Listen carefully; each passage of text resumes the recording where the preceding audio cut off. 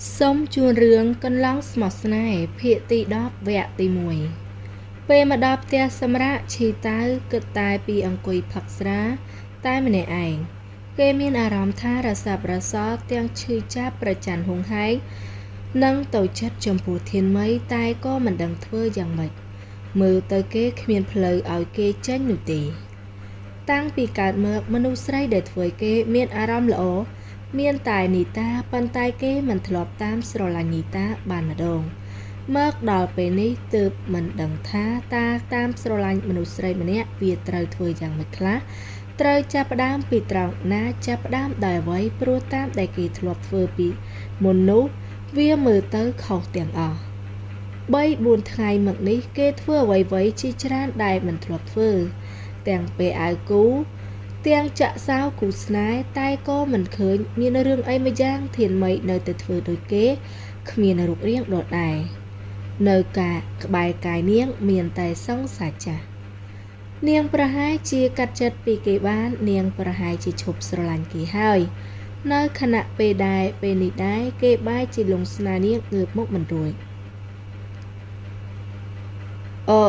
nhom giờ ấy mà áo nhà mình tới cơ tai bị phật sra cho vài ai sẽ vâng bàn á chi long giờ sạch ăn hồi ao cho vài ra bảo kỳ ở tế nhom mình khen kê có ba để sai pram tiếng ở sư chú môi kèo tiết phòng đài anh chẳng tam chất nhom nhằm khuôn này của bàn đái khen đôi khía chi long cứ tăng chật nhắm tai có nghĩa mà chôn kéo cho mùi nâng cho vài chia ra chẽ tài hai cuộc hình thiên mấy đà cắt mục tê là mớm kê của bạn tầng phliềm mưa nhưng mưa tơ tha cho vái mưa tơ thiên mấy xong tại cục bê và liệp bạp nín nhóm của ai xong vải men tết bê nút niêng trôi chật nhóm tài nhóm ba chỉ sọp niêng tài bê ní niêng phịch nhóm bạt từ hai nhóm ba chỉ lồng snai niêng từ vĩnh nghe cầm lá cầm chai arom nơi khung chất ai con trái trong nét đạp hai tàu và thiên mấy để cả tôi chất nâng tôi làm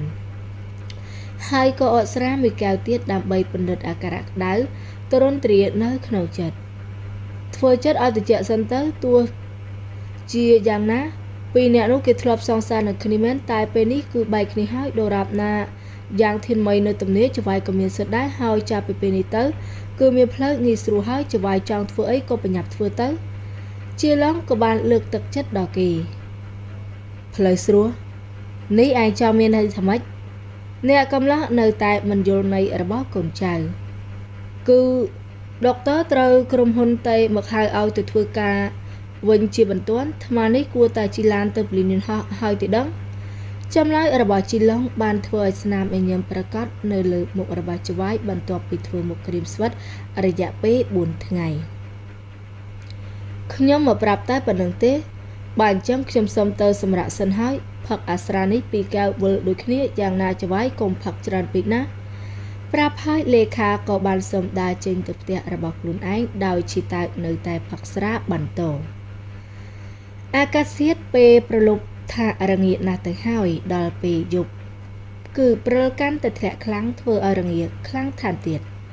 thiên mấy đai cầm bông đầy lụ sưu nơi nông tía cô trời nhẹ bớt pe miên xâm này cú thúy nhọp dậy niềng cơ mong cực nơi nông chật thả nè đai mà cú thúy hái cứ chỉ dục chỉ bộc lực ra bỏ resort bàn tại bài chỉ cực khẩu pe đai bạc thúy chi tai đai sờ vâng sra chụp chạc lần ai huống sầm rọc chốt mà phèm sau chi tai lộc mà thưa ai tranh từ bên phèm tai ba miên ca ấy chăm thì dây kia pe prak niềng cơ mong sài prap để cạp nhập á lê lắm nâng cạp phải khát pro pe ní nhà cầm lá mờ tới cuối khai khlang này pram tiếng chỉ diễm rôn tràn cái ở trên pot bị thuê tai chỉ tại liên chiếng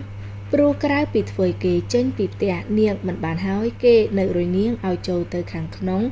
pram tiếng chạ sao thủy chúa đào thằng niềng bao phần làng thông thống mờ để cạp nhập á thịt phồng thiên mấy giữa miền nước trao như vậy kia kê chia diễm ở đồng ngọc sạch tại aram bầm pot tụ bày chụp phật trán tai kế cứ chim mनु cổ rứng khmien phơi sờ vằng nhẹ nụ tì bên ní kê mặt bàn sờ vằng sra tai mì giang tai công pong tai sờ vằng snai bên bận tục từ hào khnyam prap hành ta miền ca ấy chan như vậy kia prak ពេលនេះលោកស្វឹងខ្លាំងណាស់ទៅសម្រាប់នៅផ្ទះរបស់លោកវិញទៅអត់ទេខ្ញុំមិនបានស្វឹងហើយខ្ញុំក៏មិនទៅណាទាំងអស់តើតែយើងនិយាយដឹងរឿងការតូចចិត្តនៅចុកណែនពេញទាំងទ្រូងទៅអ្នកកំឡះលូឡាកំចាយវាចេញមើលដោយកាយវិការជ្រងេងច្រងាងរហូតដល់គួរឲ្យខ្លាចកាន់តែស្រឡាញ់ខ្លាំងគេកាន់តែតូចចិត្តខ្លាំងពេលនេះគេភ្លេចរឿងស្អប់ខ្ពើមការពីអតីតកាលទៅហើយបេះដូងកំពុងតែទៀមទាដងហើយរកតែនាងក្រមុំនៅចំពោះមុខនិងព្យាយាមអស់ពីសមត្ថភាពដែលនិយាយស្ដីជាមួយនាងឲ្យពីរោះយ៉ាងគ្មានអីនិយាយគ្នាទេនាងក្រមុំប្រកែកព្រមទាំងថយកិច្ចពេលដែលគេបោះចំហៀនចូលមករកមិនក៏គ្មានរឿងដែលខ្ញុំសួរកាលពីយប់នោះថាពេលនេះនាងយ៉ាងម៉េចចំពោះខ្ញុំឲ្យប្រកាសសង្ឃជាតាវនេះលោកនិយាយស្ដីមិនដឹងរឿងខ្ញុំថាលោកទៅវិញសិនល្អជាងនាងក្រមុំគឺព្យាយាមបញ្ចុះបញ្ចូលម្ដងទៀតតែវាបែរជាមិនបានផលព្រោះគេស្រវឹងខ្លាំងដល់ថ្នាក់នាងចាប់ផ្ដើមផិតភ័យមិនដឹងថាគេដឹងខ្លួនឬក៏អត់ថាសំបីតែសព្វនាមដែលប្រើក៏ផ្លាស់ប្ដូរអត់អូនត្រូវប្រាប់បងសិនមកមនុស្សទំនើងដែលមានអារម្មណ៍ប្រច័ណ្ឌហួងហែងជោគណែនពេញទាំងទ្រូងត្រូវការដឹងពីអារម្មណ៍ពិតប្រាកដរបស់នាងក្រមុំឲ្យបានព្រោះចម្លើយរបស់នាងអាចធ្វើឲ្យគេសម្រេចចិត្តរឿងដែលកំពុងតែរសាប់រសល់បានអ្នកកំឡោះមិនហ៊ានដើរទៅមុខបន្តបើសិនជាគេមិនទាន់ដឹងថានាងក្រមុំគិតយ៉ាងម៉េចចំពោះខ្លួននេះទោះជាស្រឡាញ់អ្នកម្ខាងទៀតពេញបេះដូងតែមនុស្សដែលរឹងមានអ្នកដូចជាគេមិនព្រមធ្វើជាអ្នកបើកចិត្តប្រាប់ពីអារម្មណ៍របស់ខ្លួនឯងមុនខ្ញុំប្រាប់ក៏បានបើលោកចង់ស្ដាប់កាលមុនខ្ញុំព្រមទទួលថាខ្ញុំស្រឡាញ់លោកដល់ថ្នាក់ធ្វើរឿងងងដាក់លោកជាច្រើនខ្ញុំមិនខឹងទេដែលលោកស្អប់ខ្ញុំគ្រាន់តែជាស្រីកំណាចនៅក្នុងកសែភ្នែករបស់លោកតែរឿងគ្រប់យ៉ាងវាកន្លងផុតយ៉ាងយូរទៅហើយពេលនេះគឺខ្ញុំមិនបានមានអារម្មណ៍អីចំពោះលោកទេតែខ្ញុំសូមឲ្យរឿងគ្រប់យ៉ាងវាคล้ายទៅជាអតីតទៅចោះមិនយូរទៀតទេគឺដល់ថ្ងៃសម្ពោធអេសថាច់ហើយបន្ទាប់ពីនោះយើងនឹងលែងបានជួបគ្នាទៀតនាងក្រមុំនិយាយដោយសំឡេងញ័រនាងក៏ចាប់ផ្ដើមខឹងទៅចិត្តខ្លាំងដូចគ្នានឹកចង់ស្អប់នាងគេក៏ស្អប់ដល់ថ្នាក់និយាយស្ដីជាប្រតិនាងនឹកចង់ល្អដាក់នាងពេលណាក៏មកធ្វើតាមតែចិត្តគេចាត់ទុកនាងគឺជាអ្វីនាងក៏មានបេះដូងដែរពេលដែលបានឮនាងអធិប្បាយច្បាស់លាស់បែបនេះហើយថែមទាំងប្រាប់ថានឹងលែងបានជួបគ្នាទៀតនោះក៏ឆេះឈូភ្លាមពេលនេះគេមិនទទួលដឹងអ្វីទាំងអស់ក្រៅពីចង់ចាប់នាងអង្រួនឲ្យខ្លាំងប៉ុន្តែប្រយោគដែលចេញពីមាត់អ្នកដែលកំពុងរសាប់រសល់ទៅចិត្តមិនមែនជាអ្វីដែលគេចង់និយាយគេបែរជាជ្រើសរើសយកពាក្យគំរាមនាងទៅវិញយ៉ាងធានមីនេះអូនចង់ទៅណាបងមិនព្រមឲ្យអូនទៅណាទាំងអស់លើកនេះអ្នកកំឡោះស្រែកំហឹកខ្លាំងដើម្បីគឺជាការអះអាងបានថាមិនថាយ៉ាងណាក៏គេមិនព្រមឲ្យនាងទៅណាទាំងអស់ណែលោកសុងឈៀតតែលោកភ្លេចហើយឬយ៉ាងម៉េចថាលោកបានជួលខ្ញុំតែប្រជែកមួយនេះតែប៉ុណ្ណោះហើយខ្ញុំក៏ត្រូវលាឈប់លោកគឺជាអ្នកឲ្យចិត្តកិច្ចសន្យានៅថ្ងៃដែលខ្ញុំមកធ្វើការនៅស្អីគ្រប់ថ្ងៃដំបូងលោកក៏ភ្លេចហើយឬនាងក្រមុំនិយាយទាំងរលរលងទឹកភ្នែកតែក៏ព្យាយាមទប់មិនឲ្យជាហូរការពិតគឺដោយដែលនាងប្រាប់ពេលនេះឈីតាវភ្លេចរឿងនេះឲ្យឈឹងគឺជាអ្នកដែលប្រាប់នាងដោយខ្លួនឯងថាបន្ទាប់ពីចប់ប្រជែកនេះទៅនាងត្រូវលាឈប់ត្រូវចេញឲ្យផុតពីក្រុមហ៊ុនរបស់គេ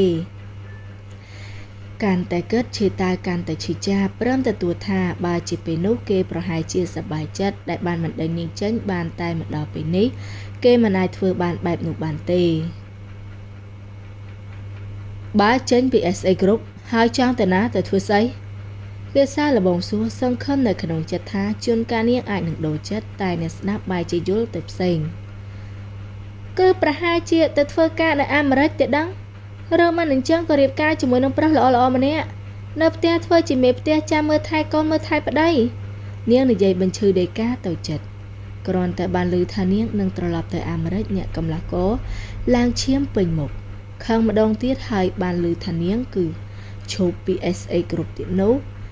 ទៅមានប្តីមានកូនទៀតនោះប៉ុណ្ណឹងក៏ខួរក្បាលរបស់គេក៏លែងទទួលដឹងអ្វីទាំងអស់បងមកប្រើឲ្យអូនទៅណាទាំងអស់ចាប់សម្លេងកំរាមអ្នកកំឡោះក៏ចាប់ក្រសោបនាងផ្ដួលទៅលើពុកយ៉ាងរហ័សតាមកម្លាំងអារម្មណ៍ គ្រាន់តែឃើញនាងនៅចិត្តដុកទ័រនោះគេក៏ឈឺចិត្តសឹងស្លាប់ទៅហើយនេះបើសិនជានាងត្រូវរៀបការទៅធ្វើជាកម្មសិទ្ធិរបស់ប្រុសផ្សេង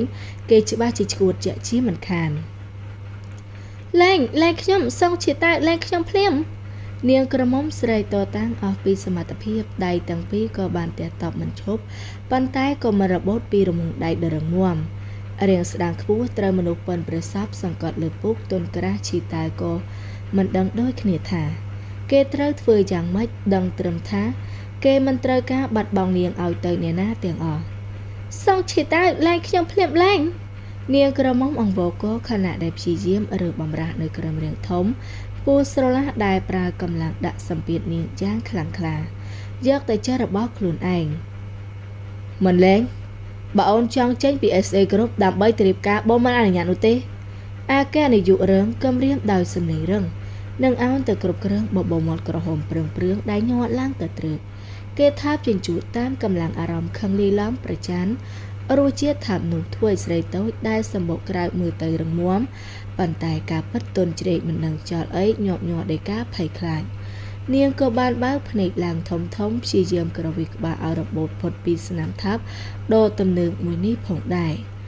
លែងទៅណាលែងភ្លាមមិនលែងអ្នកកំឡោប្រាប់ដោយសំឡេងរឹងកំព្រឹសខណៈពេលដែរ